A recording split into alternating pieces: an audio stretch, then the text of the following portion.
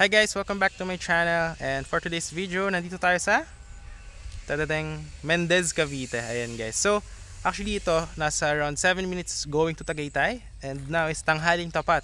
So, we are here on the property. Accessible siya by car and motorcycle. Ayan o. So, nagmotor tayo going to this property. And at the end of the video, I will show you kung gaano siyang kalapit sa Tagaytay. So, magmomotor tayo from here going to Tagaytay. And syempre, andito tayo sa property na may house and lot package. Ayan o. But if you don't like the house and lot package, meron tayo mga lot only. Ayan o. Nagsisimula na yung construction. Ayan. So meron tayong lot only package, and the pan development is any house design po siya. And with free transfer of title na po siya. But before natin siya ikutan is paliparan muna siya ng drone shot para makita nyo yung aerial shot niya that you will see here on 3, 2, 1. Ito po yung drone shot niya.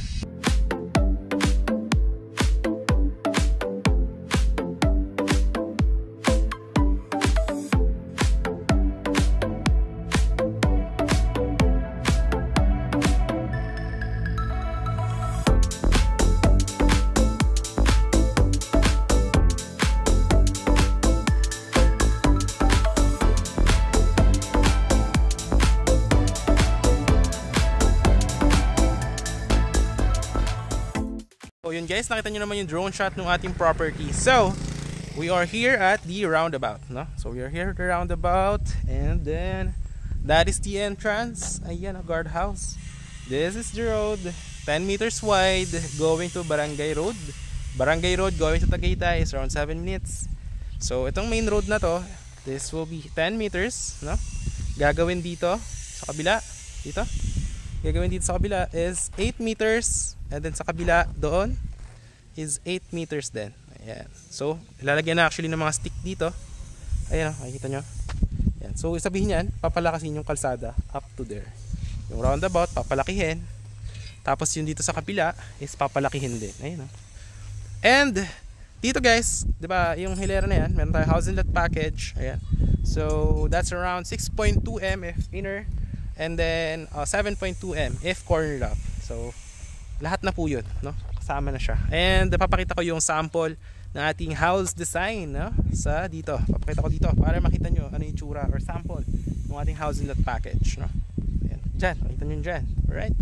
So now, actually may mga available dito na lots. Ayan, no?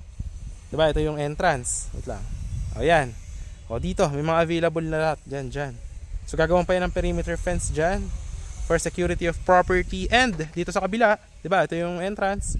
Dito, yan, may mga available lots din tayo dyan. Andyan siya guys, ayan, makikita nyo. Ayan, no?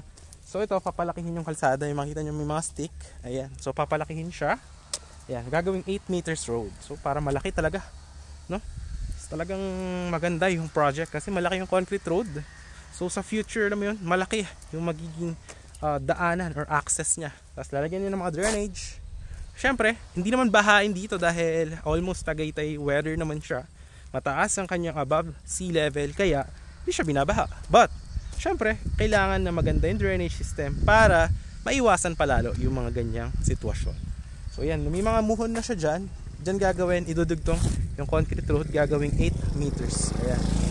So, dito, dediretso yung kalsada. Makikita nyo. So, nasa na ba ako? Dito, yan yung kalsada. Dediretso yan hanggang doon. Makita nyo yung mga kinlir na yan. So, gagawin yan dyan. Alright. So, di ba galing tayo dyan? Ayan yung entrance. Alright. Yan, gagawing 8 meters road. Yan. So, now, dediretso yan dyan. Oh. Kita nyo yung stick. Ito. Tsaka yung stick na yan. O, yan. Dediretso dyan yung kalsada. Yung concrete road. Ayan. Tapos, iikot yan doon. Pag ganun. Tapos, dito, may concrete road din. From that stick up to there. And going there. Yan. So, kita nyo naman yung drone shot natin. So, malaki yung property. Yan. So may mga available tayo na lots dyan, no? May mga 150 to 100 square meter, and then gagawan dyan ng perimeter fence doon, no? Which is good actually. Yan. Dito may end lot dito na maganda actually. Dito sa may kabila lalagyan niya ng perimeter fence pa ikot doon. Alright. So ikutan natin dito. Yan. Yan, may available dyan end lot. Yan, isa. Tapos dyan may kalsada dyan. Kaya maganda rin dito, may corner lot kasi dyan eh.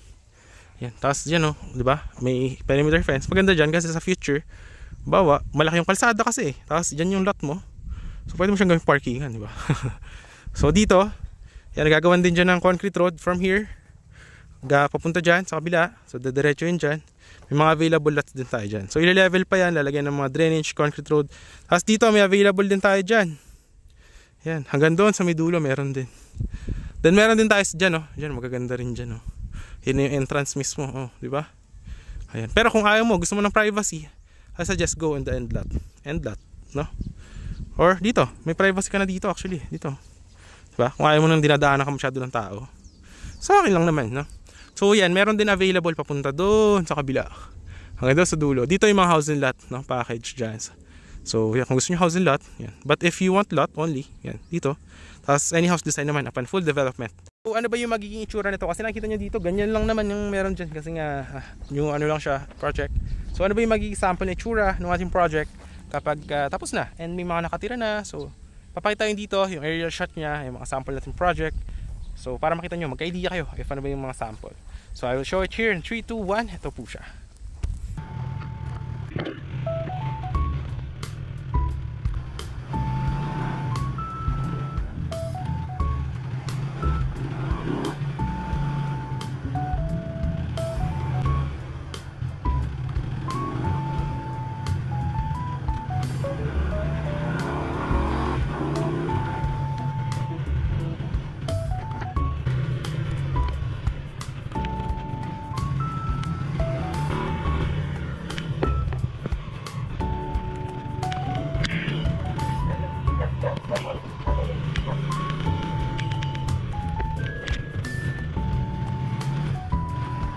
Yes, ito yung isa sa inikutan natin na katabi lang nung project natin na bagong open.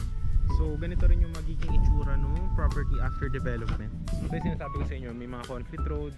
Tapos yan, any house design, pwede rin na parang mini farm, ganyan.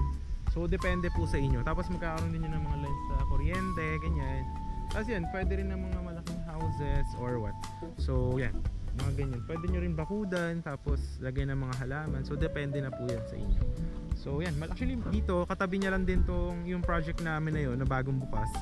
So dito is yung mga client na kumuhas dati, yan, natapos na kasi yung development dito. So yan, dito na sila nakatira. So actually mga ano lang to, mga actually 7 minutes to Tagaytay. Yung sa property kanina mga 10 minutes. Kasi mga 3 minutes from the property going to this one. So